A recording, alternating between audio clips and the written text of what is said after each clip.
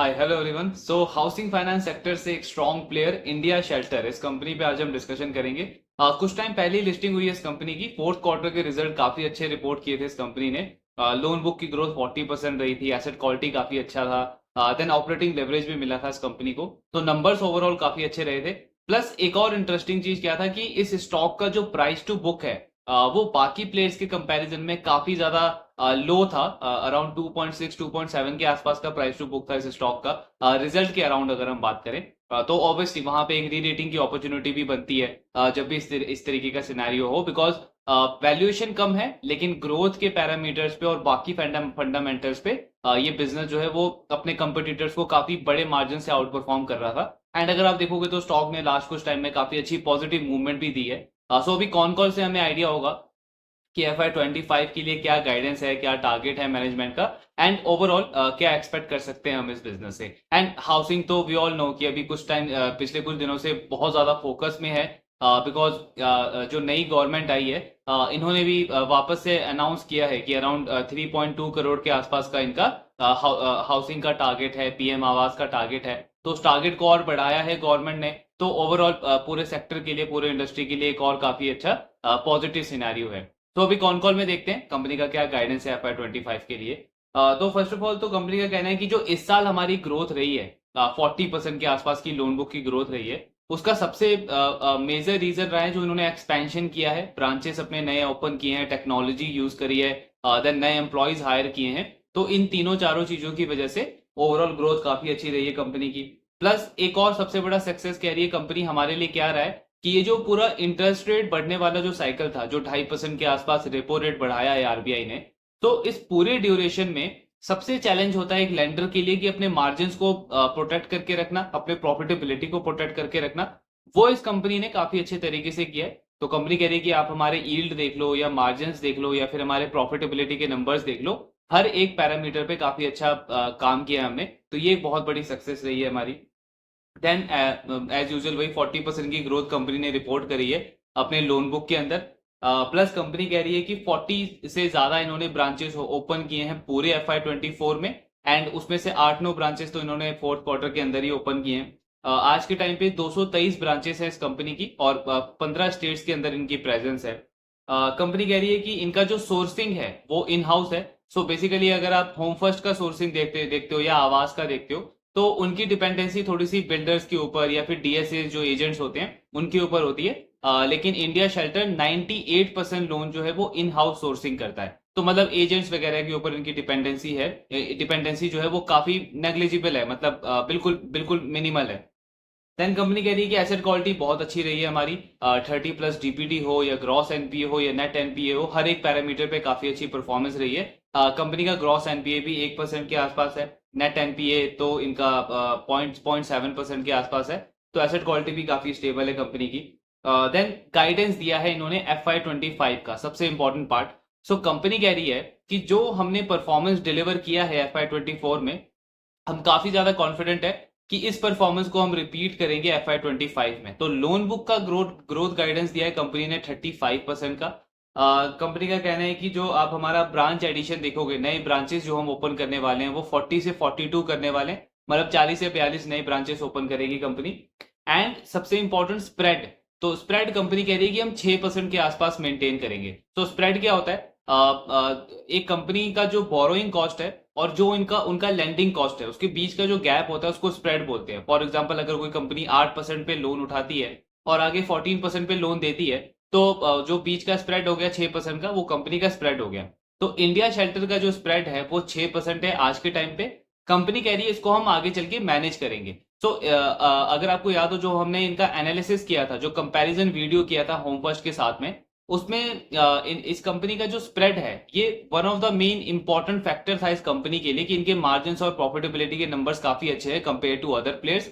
Because अगर आप home first का स्प्रेड देखते हो तो वो एक टाइम पे 5.75% था, बट वहां से कंसिस्टेंट डिक्लाइन आया है और आज के टाइम पे 5.2 5.3 के आसपास है। इवन अगर हम आवास को देखें, उसका स्प्रेड भी अब कम होकर के 5% के आसपास आ गया है। लेकिन इंडिया शेल्टर का स्प्रेड जो है वो 6% के आसपास है और कंपनी गाइडेंस क्या दे रही है कि इस स्प्रेड को हम मेंटेन करेंगे आगे चल के FY 25 के अंदर भी। तो ये काफी पॉजिटिव है। देन स्प्रेड को मेंटेन करेंगे एसेट क्वालिटी को मेंटेन करते हुए। तो कंपनी बोल रही है क्रेडिट कॉस्ट भी हमारा 40 बेसिस पॉइंट के ऊपर ही रहेगा।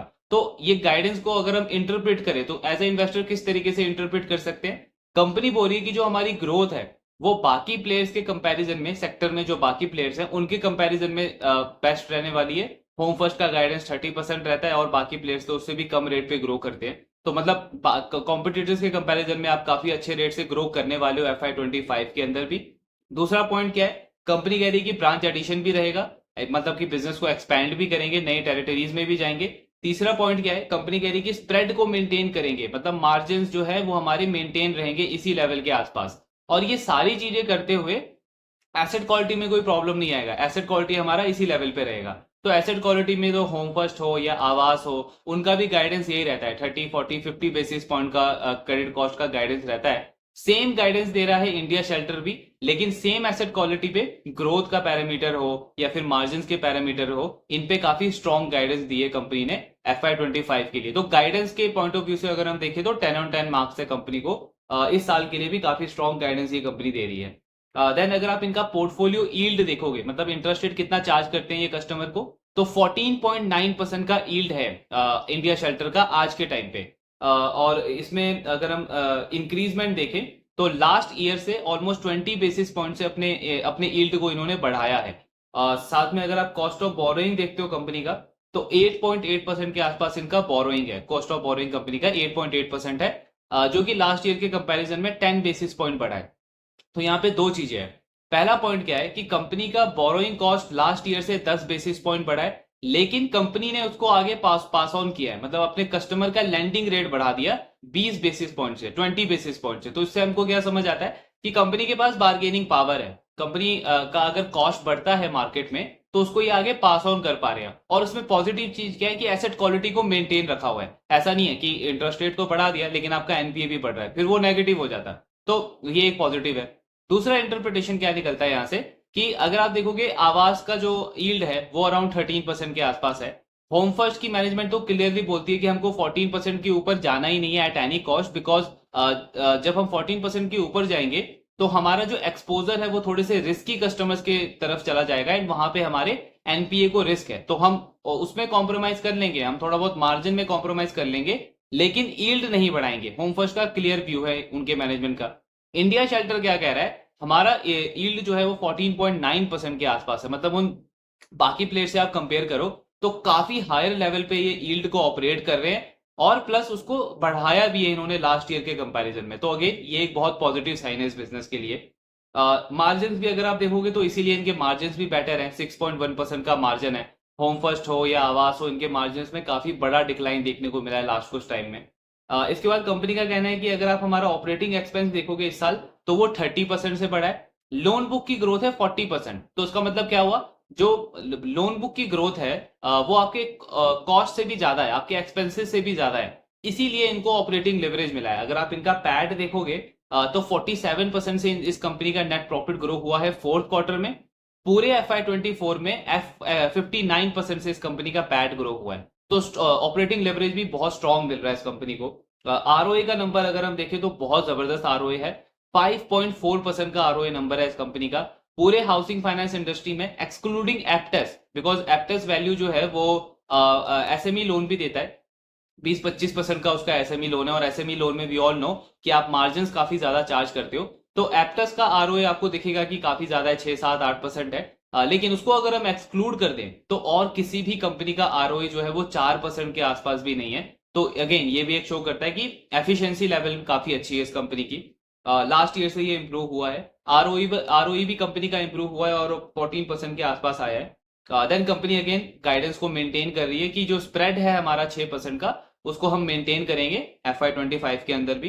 कंपनी का अगर आप लोन बुक देखोगे तो इनका 83-84% जो पार्ट है पूरे लोन बुक का वो फिक्स रेट है। तो इसका इम्पैक्ट क्या होगा? कंपनी कह रही है कि कल को चल के अगर इंटरेस्ट रेट कम होता भी है तो भी हम हमारे मार्जिन को, हम हमारे यील्ड को और स्प्रेड को इसको मेंटेन रखेंगे। इंडिया शेल्टर का बेसिकली सबसे ज्यादा फोकस होता है अपने स्प्रेड के ऊपर। तो कंपनी बोलती है कि चाहे कोई भी सिचुएशन हो मार्केट में, हम हमारे स्प्रेड के साथ में कॉम्प्रोमाइज नहीं करेंगे। मतलब 6% का स्प्रेड है तो 6% ही स्प्रेड रहेगा, आज के टाइम पे कंपनी क्या कह रही है कि जो भी नए कस्टमर्स इनके पास आ रहे हैं, क्योंकि इनका फिक्स रेट है, तो पुराने कस्टमर्स तो सेम रेट पे ही रहेंगे, लेकिन जो नए कस्टमर्स कंपनी अपने बिजनेस में ले रही है, जिनको लोन दे रही है, उनको ये 6% के स्प्रेड के ऊपर मेंटेन कर रही है। तो इस पॉइंट ऑफ व्यू से कंपनी का कहना है कि अगर कल को चल के इंटरेस्ट रेट कम भी होता है, तो भी अगर हमें इंटरेस्ट रेट बढ़ाना पड़ा हमारे कस्टमर्स को, हम बढ़ाएंगे, लेकिन हमारा स्प्रेड 6% से हम कम नहीं होने देंगे। तो ये अगेन आपको एक कॉन्फिडेंस शो कर रहा है एक मैनेजमेंट का, कि वो अपने मॉडल को लेकर के काफी कितना कॉन्फिडेंट है कि इंटरेस्ट रेट बढ़ाने के बाद भी वो सेम ग्रोथ गाइडेंस को के ऊपर और सेम एसेट क्वालिटी के ऊपर काफी ज्यादा कॉन्फिडेंस है। देन कंपनी का कहना है कि जो इन हाउस सोर्सिंग है हमारा, वो हमें काफी ज्यादा हेल्प करता है हमारे स्प्रेड को, हमारे मार्जिन को इंप्रूव करने में। बिकॉज क्या होता है कि अगर आप एजेंट के ऊपर डिपेंडेंट हो तो वो बीच में एक मीडिएटर हो गया। अब कस्टमर जो है वो उसके थ्रू आया है, लेकिन जब कस्टमर्स आपके थ्रू आता है, डायरेक्टली आप अपने बिजनेस में लेके आते हो कस्टमर को, लीड आपके थ्रू आती है, तो आपको कस्टमर्स की रिक्वायरमेंट काफी अच्छे से पता है। प्लस दूसरा पॉइंट ये होता है कि आपका जो टर्न अराउंड टाइम है वो भी काफी ज्यादा फास्ट हो जाता है, बिकॉज वो जो मीडिएटर है बीच का वो हट गया। तो आप जितना जल्दी कस्टमर को सर्व करोगे, उतना जल्दी आपका ग्रोथ बढ़ेगा, और ओवरऑल मार्जिन के नंबर भी अगर आप देखोगे तो वो भी काफी अच्छे रहेंगे। इसीलिए कंपनी कह रही है कि इन हाउस सोर्सिंग के ऊपर ही हमारा फोकस रहेगा, और स्प्रेड इसीलिए हम कॉन्फिडेंट है कि 6% के आसपास मेंटेन करेंगे। ऑपरेटिंग एक्सपेंस में कंपनी बोल रही है कि क्योंकि हमारा बिजनेस अब स्केल कर रहा है, तो आगे चल के इस पूरे फाइनेंशियल ईयर के अंदर 15 से 20 बेसिस पॉइंट का और इंप्रूवमेंट देखने को मिल सकता है कंपनी के ऑपरेटिंग एक्सपेंस में। तो ऑपरेटिंग एक्सपेंस अगर कंपनी का इंप्रूव होगा तो इसका मतलब क्या है कि ऑपरेटिंग लेवरेज भी कंपनी को मिल सकता है।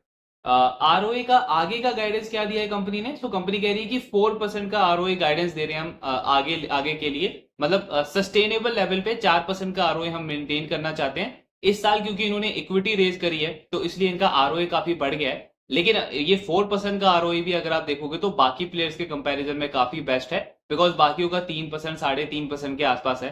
तो अगर कंपनी 4% के आरओए पे भी ऑपरेट करती है, स्टिल ये इंडस्ट्री में वन ऑफ द बेस्ट होगा। इसके बाद कंपनी कह रही है कि कॉस्ट ऑफ बोरोइंग में भी इंप्रूवमेंट देखने को मिल सकती है। एक और पॉजिटिव चीज है, कंपनी बोल रही है कि क्योंकि हमारी रेटिंग अपग्रेड हुई है अभी, तो हमारा बैंक्स के साथ में डिस्कशन चल रहा है। काफी ज्यादा एक्सपेक्टेशन है इस पूरे फाइनेंशियल ईयर के अंदर 15 से 20 बेसिस पॉइंट का इंप्रूवमेंट आएगा हमारे बोरोइंग कॉस्ट के अंदर भी। मतलब ऑपरेशनल एक्सपेंसेस तो 15 से 20 बेसिस पॉइंट इंप्रूव हो ही सकते हैं, प्लस साथ में जो हमारा बोरोइंग कॉस्ट है वो भी 15 से 20 बेसिस पॉइंट इंप्रूव हो सकता है। और ये जो इंप्रूवमेंट है इनके कॉस्ट ऑफ बोरोइंग में, ये कंपनी गाइडेंस दे रही है जो रेट कट होने वाले हैं, मतलब जो एक्सपेक्टेशन है कि रेट कट करेगा आरबीआई, उस इवेंट को एक्सक्लूड करते हुए कंपनी ये गाइडेंस दे रही है कि 15 से 20 बेसिस पॉइंट का इंप्रूवमेंट तो होना चाहिए हमारे बोरोइंग कॉस्ट के अंदर। अगर आरबीआई रेट कट करता है तो इनका बोरोइंग कॉस्ट जो है वो और ज्यादा अच्छे तरीके से कम हो सकता है, मतलब कंपनी के मार्जिन, यील्ड वगैरह में और अच्छा इंप्रूवमेंट देखने को मिल सकता है। सो ये भी काफी सॉलिड गाइडेंस दिया है कंपनी ने। इसके बाद इनका कहना है कि जो 35% की ग्रोथ है ये मेजरली कहां से आएगी? एग्जिस्टिंग ब्रांच से, बिकॉज जो नए ब्रांच हम ओपन कर रहे हैं उनको थोड़ा टाइम लगेगा वो नंबर डिलीवर करने में। तो मेजोरिटी जो ग्रोथ है वो हमारे नए ब्रांचेस से आएगी। सेल्स ऑफिसर्स या रिलेशनशिप ऑफिसर हमें कितने हायर करने पड़ेंगे, ये जैसे जैसे क्वार्टर जाएगा, पूरा फाइनेंशियल ईयर जाएगा, तब हम डिसाइड करेंगे।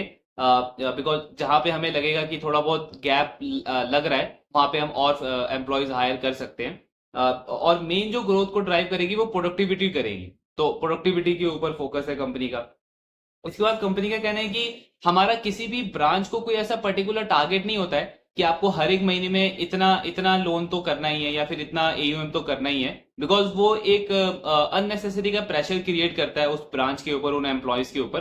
तो कंपनी क्या करती है? केसेस के ऊपर फोकस करती है, फाइल्स के ऊपर केसेस फोकस करती है। सो इनका कहना है बेसिकली हमारा जो टारगेट रहता है, या आप थोड़ा सा इंस्ट्रक्शन बोल सकते हो, हमारा इंस्ट्रक्शन रहता है हमारे हर एक ब्रांच को कि आपको मंथ में 11 से 12 केसेस करने ही है। केसेस क्या हो गया कि कितने नंबर ऑफ लोन आप कर रहे हो, हर एक ब्रांच कितने नंबर ऑफ लोन कर रहा है पर मंथ। सो कंपनी कह रही है कि ऑन एन एवरेज अगर आप हमारा एवरेज देखोगे तो हर एक ब्रांच जो है वो 11, 12, 13 के बीच में हर मंथ केसेस करता है या फाइल करता है। लेकिन जब ये नंबर 17 पहुंच जाता है या 18 पहुंच जाता है तो उसका मतलब उसका जो यूटिलाइजेशन है वो पूरा 100% हो गया है। तो जैसे ही कोई ब्रांच 17, 18 केसेस करने लग जाता है मंथ ऑन मंथ बेसिस पे, तो हम उस ब्रांच को क्या करते हैं, स्प्लिट कर देते हैं, बिकॉज उसका साइज बढ़ गया है। अगेन वही 5 स्टार वाला फॉर्मूला, 5 स्टार के एनालिसिस में भी हमने डिस्कस किया था कि 5 स्टार भी क्या करता है, जैसे उसका ब्रांच का साइज बढ़ जाता है, 2000 2500 करोड़ का लोन बुक हो जाता है, तो वो कंपनी भी क्या करती है, अपने ब्रांच को स्प्लिट कर देती है और 2-3 ब्रांचेस में उसको स्प्लिट कर देती है। सेम प्रोसेस जो है वो 5 स्टार भी करता है। बिकॉज ये क्यों करता है, इनको ऑपरेशनल रिस्क इनको कम करना है, तो इसके लिए कंपनी इस चीज को करती है। जब भी कोई नया ब्रांच स्टार्ट होता है तो उसको थोड़ा टाइम लगता है। स्टार्टिंग में 6 से 7 केसेस वो करते हैं पर मंथ, धीरे धीरे वो 11 से 12 लेवल तक पहुंचता है और उसके बाद 17-18 जो है वो मैक्सिमम है। तो बेसिकली इंडिया शेल्टर क्या कह रहा है कि हम कोई ऐसा नंबर का गाइडेंस नहीं देते हैं कि आपको फॉर एग्जाम्पल 50 करोड़ का लोन बुक करना ही है या 100 करोड़ का लोन बुक करना ही है। ऐसा कोई गाइडेंस टारगेट नहीं रहता है हमारे ब्रांचेस को। उनको इंस्ट्रक्शन होती है कि आप अपने प्रोडक्टिविटी को इंप्रूव करिए। अगर आप पहले 5 केसेस कर रहे हो या 6 केसेस कर रहे हो, उसको आप इंप्रूव करके 10 केसेस 12 केसेस पे लेकर के आइए एंड देन ग्रेजुअली 17-18 केसेस पे लेकर के आइए। सो इससे क्या हो रहा है कि एम्प्लॉयज की प्रोडक्टिविटी बढ़ रही है। अब प्रोडक्टिविटी बढ़ रही है तो ओवरऑल बिजनेस का ग्रोथ तो ऑटोमेटिकली आएगा ही, बिकॉज जितने ज्यादा नंबर ऑफ केसेस आप करोगे तो ऑटोमेटिकली आपका लोन बुक का ग्रोथ भी आएगा। तो इस तरीके की स्ट्रेटेजी कंपनी फॉलो करती है। इसके बाद में कंपनी का कहना है कि को लेंडिंग भी हम करते हैं। लास्ट 1 साल को लेंडिंग के लिए काफी अच्छा रहा है इनका। 150 करोड़ के आसपास का को लेंडिंग किया है पिछले 1 साल के अंदर कंपनी ने। और ये कह रहे हैं कि आगे चल के ये नंबर और इंप्रूव हो सकता है, जैसे हमें लगेगा कि नंबर्स यहाँ से अच्छे आ रहे हैं, बुक की क्वालिटी काफी अच्छी है, तो इस नंबर को हम और इंप्रूव कर सकते हैं। इसके बाद में कंपनी का कहना है कि हम कोई भी थर्ड पार्टी का एजेंट कोई हायर नहीं करते हैं, बिकॉज उसमें क्या होता है कि वही सर्विस का इशू आ जाता है, टर्न अराउंड टाइम का इशू आ जाता है। और अगर हम पूरी सोर्सिंग अपने कंट्रोल में रखते हैं तो हमारे पास टर्न अराउंड टाइम हमारा काफी फास्ट रहता है और ओवरऑल सोर्सिंग के नंबर भी काफी अच्छे रहते हैं। इसके बाद कंपनी का कहना है कि इनके जो ब्रांचेस होते हैं उनके बीच में 50 से 60 किलोमीटर का ऑन एन एवरेज डिस्टेंस होता है। मतलब एक ब्रांच से दूसरे ब्रांच के बीच में 50 से 60 किलोमीटर का मिनिमम डिस्टेंस होता है। लेकिन कुछ केसेस होते हैं जहां पे कंपनी को लगता है कि डिमांड काफी अच्छी आ रही है, तो वहां पे ये क्या करते हैं कि 2 ब्रांचेस के बीच में एक और नया ब्रांच ओपन कर देते हैं। मतलब फिर जो डिस्टेंस है वो 30-40 किलोमीटर पे आ जाता है। बट ये कुछ केसेस में होता है जहां पे डिमांड बहुत स्ट्रांग होती है। ऑन एन एवरेज वरना 50-60 किलोमीटर के आसपास का ब्रांच इनका डिस्टेंस मेंटेन होता है। देन हमने इनके एनालिसिस में डिस्कस किया था कि इंडिया शेल्टर जो है वो सेल्फ एम्प्लॉयड कस्टमर्स पे काफी ज्यादा फोकस करता है। तो अगर आप इस कंपनी का टोटल लोन बुक देखोगे तो 72% जो है इनके लोन बुक का वो इनके सेल्फ एम्प्लॉयड कस्टमर से आता है। सो कंपनी क्या कह रही है कि हमारा बिजनेस क्या है, लो इनकम ग्रुप को हम मेनली टारगेट करते हैं। मार्केट कौन सा है हमारा, टीयर 2 टीयर 3 टीयर 4 मार्केट में हम मेनली पेनिट्रेटेड है। तो इन एरियाज में ये जो सेल्फ एम्प्लॉयड कस्टमर्स हैं, कंपनी कह रही है कि इनको लोन देने में और इनकी लोन की अंडरराइटिंग करने में हमने एक काइंड ऑफ एक्सपर्टीज बिल्ड कर ली है पिछले 10-12-13 साल के अंदर। बिकॉज इस सेगमेंट को लोन देने के लिए आपको एक स्पेसिफिक स्किल चाहिए होती है और कंपनी कह रही है कि ये हमने काफी अच्छे से डेवलप करी है पिछले 10-12-13 साल के अंदर। आप इसको हमारा कॉम्पिटिटिव एडवांटेज भी बोल सकते हो, बिकॉज ये जो सेल्फ एम्प्लॉयड कस्टमर्स हैं इनको काफी अच्छे तरीके से हम जानते हैं, उनका बिजनेस क्या है, बैकग्राउंड क्या है, किस नीड किस पर्पस के लिए चाहिए इनको लोन बुक, तो वो असेसमेंट हमारा काफी अच्छा रहता है।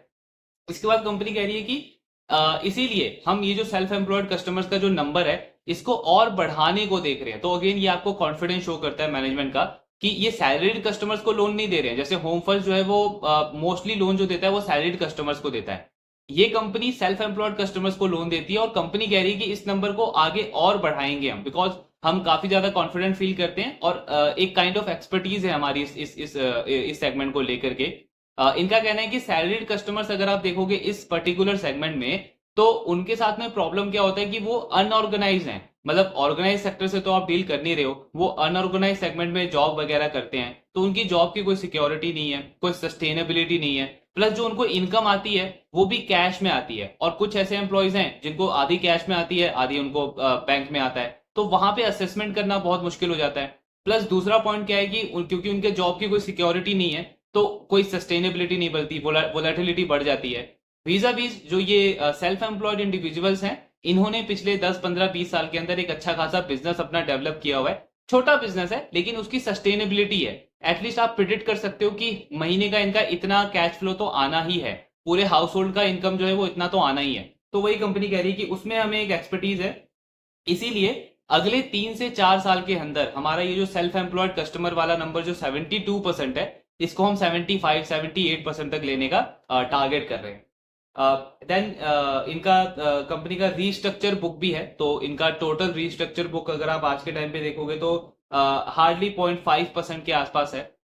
लेकिन ये जो रीस्ट्रक्चरिंग बुक है इसमें भी कस्टमर्स की क्वालिटी काफी अच्छी है। कंपनी कह रही है कि पिछले 1-1.5 साल से कंटिन्यूसली वो ईएमआई अपनी पे कर रहे हैं, कोई ईएमआई वगैरह उन्होंने अपनी मिस नहीं करी है, तो ये वाला बुक भी काफी अच्छा चल रहा है। लोन अगेंस्ट प्रॉपर्टी जो है इंडिया शेल्टर का, उसका एवरेज टिकट साइज 9 से 10 लाख का है, और कंपनी कह रही है कि ये भी काफी सिक्योर्ड है, बिकॉज मोस्टली जो ये लोन ऑफर करते हैं वो सेल्फ ऑक्यूपाइड रेजिडेंशियल प्रॉपर्टी के ऊपर ही लोन ऑफर करते हैं, और इसमें लोन टू वैल्यू रेशियो कितना होता है 45%। मतलब अगर 100 रुपए की प्रॉपर्टी है तो 45 रुपीज का लोन दे रहे हैं, तो रिस्क उसमें भी काफी कम हो गया है, और ये वाला सेगमेंट भी काफी अच्छा कर रहा है कंपनी के लिए। इसके बाद कंपनी कह रही है कि ओपेक्स टू एयूएम और कॉस्ट टू इनकम अगर आप हमारा देखोगे तो आपको लगेगा कि ज्यादा है compare to other players in the industry. इसका एक रीजन क्या है कि एक तो बिजनेस अभी नया है, 6,000 करोड़ का तो लोन बुक है इनका, तो जैसे जैसे बिजनेस स्केल होगा धीरे धीरे ऑपरेटिंग कॉस्ट कम होगा।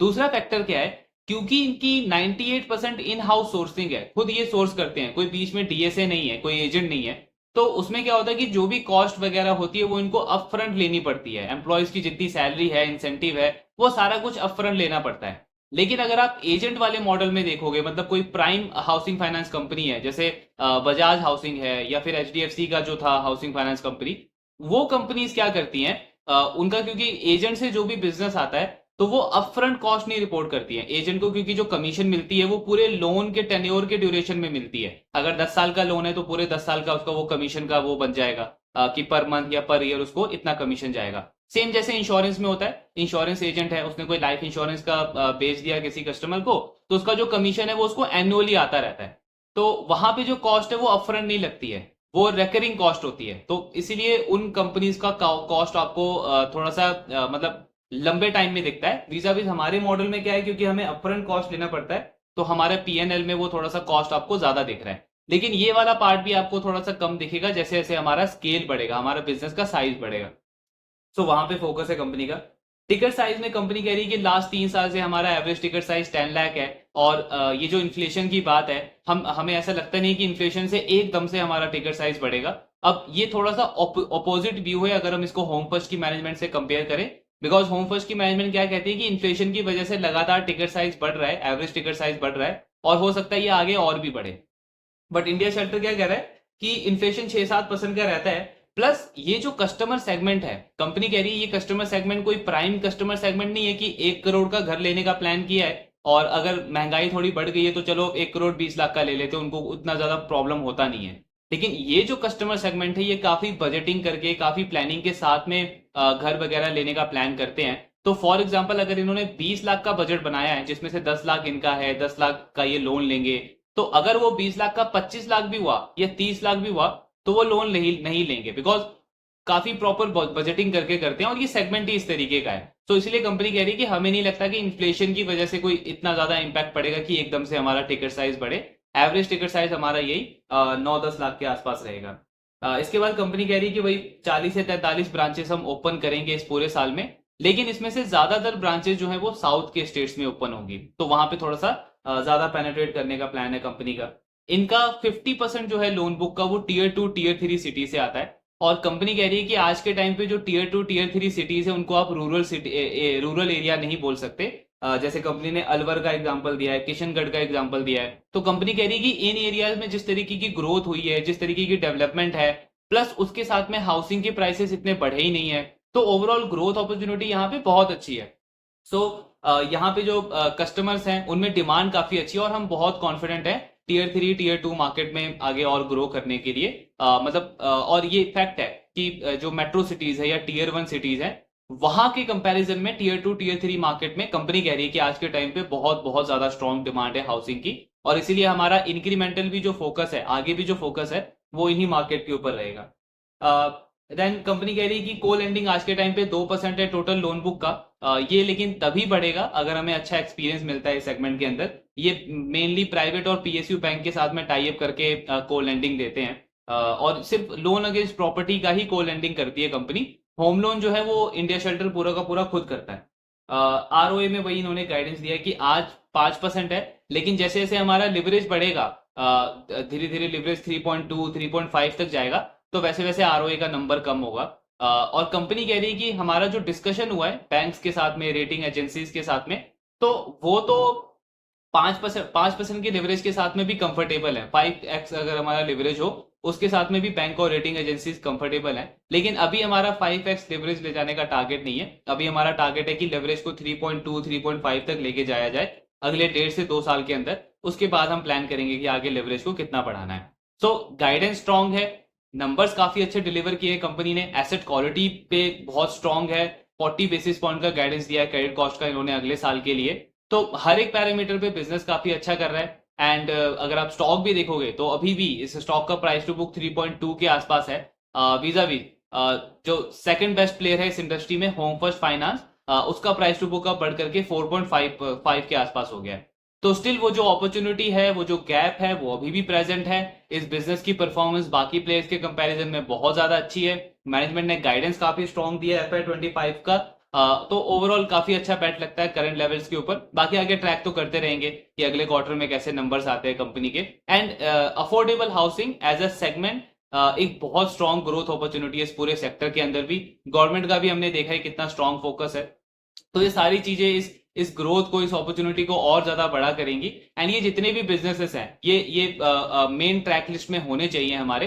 करंटली अगर हम बात करें तो obviously India shelter followed by home first finance, ये दो बेस्ट प्लेयर लगते हैं इस पूरे इंडस्ट्री के अंदर। बाकी देखते हैं आने वाले क्वार्टर्स में कैसी परफॉर्मेंस रहती है कंपनीज की। एंड जो भी आपके डाउट्स है do let me know in the comment box. Thank you very much.